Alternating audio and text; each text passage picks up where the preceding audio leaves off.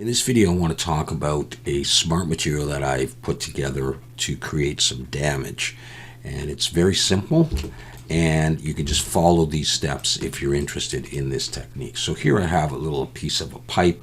I've already baked the mesh maps, and I'm at a resolution or a size of 2K.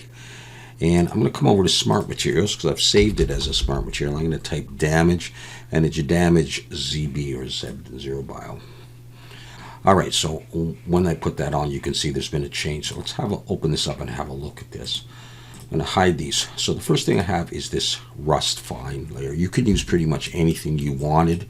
This is going to be the underlying layer, sort of in the center of the damage. So I just like the effect with rust, especially on something like metal. So you could choose, like I say, anything, and then you can adjust any of the parameters of the rust that you like.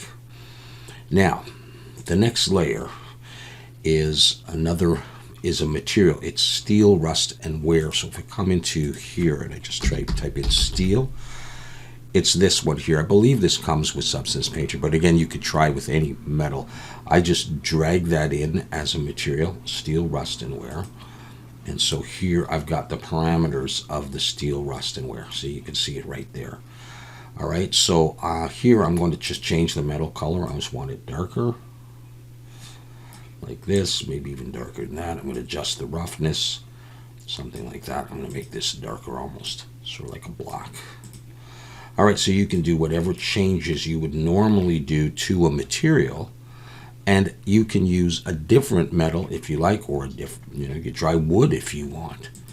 All right, now so that's important. So there's that. Then there is a black mask on there with a number of slots in here. What you can see at the very bottom is a paint layer. So I've just created a paint layer. It's empty right now. We're going to paint on that. Above the paint layer is a blur slope filter. All right, so you would come to here, add filter, and it's going to be blur slope. So when I come in the source type, I've left it as default. You can experiment with using a custom noise if you want. I put the blending mode onto blur. The intensity I've got set here at 2.97. The intensity divider determines sort of how fine the blur slope acts at. I've got this on 10, so relatively low, but with high quality. You can experiment with changing this to 100 and using maybe a lower quality or whatever. And we don't need the source parameters at this point. So there's a blur slope on there. Now the next thing that's very important is there is an anchor. And to do that, you just go here, add anchor, and it will assume the name of the layer. So because I made that material, or brought that material in, steel, rust, and wear, the name of the anchor is that. The reason I have that here is because, I'm going to come back to the main layer here. You can see that I've got height enabled. I can actually disable that. There's nowhere for me to adjust the height. So if I want this effect to have some height values to it, this material doesn't give me the option to do that. But I do want some height, as you're about to see in a moment.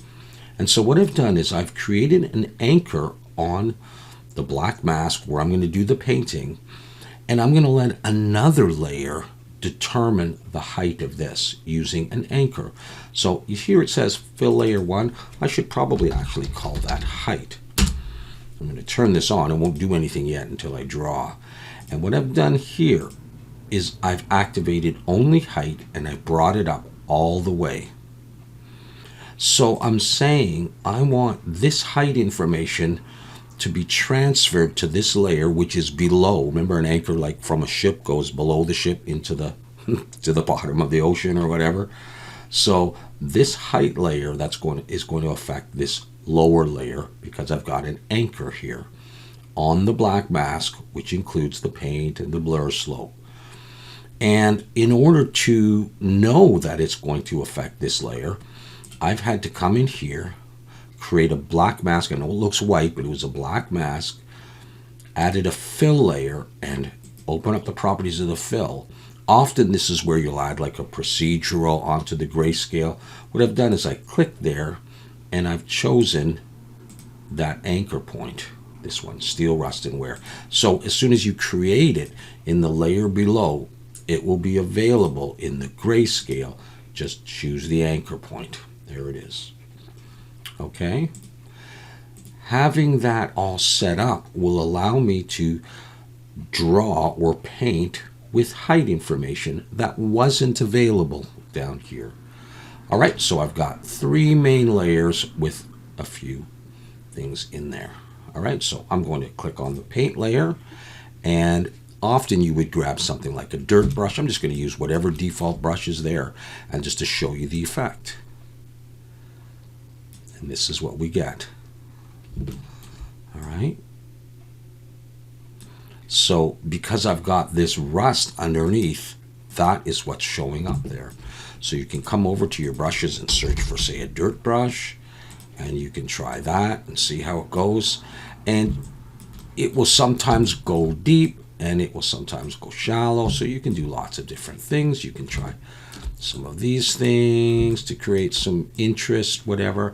If this is something that you think is a neat effect, something that you'd like to, use. It does look relatively convincing.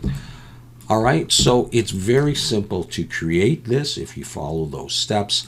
I may take this and provide this as a download on the zerobio Discord as well. So if I do, I'll leave that in the description. Otherwise, just go back, drag in your base layer there and set up your paint layer, your blur slope. You can experiment with the different values, and you can also do this later on, I believe.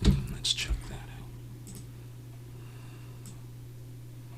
out. All right, so you can experiment after the fact if you want to.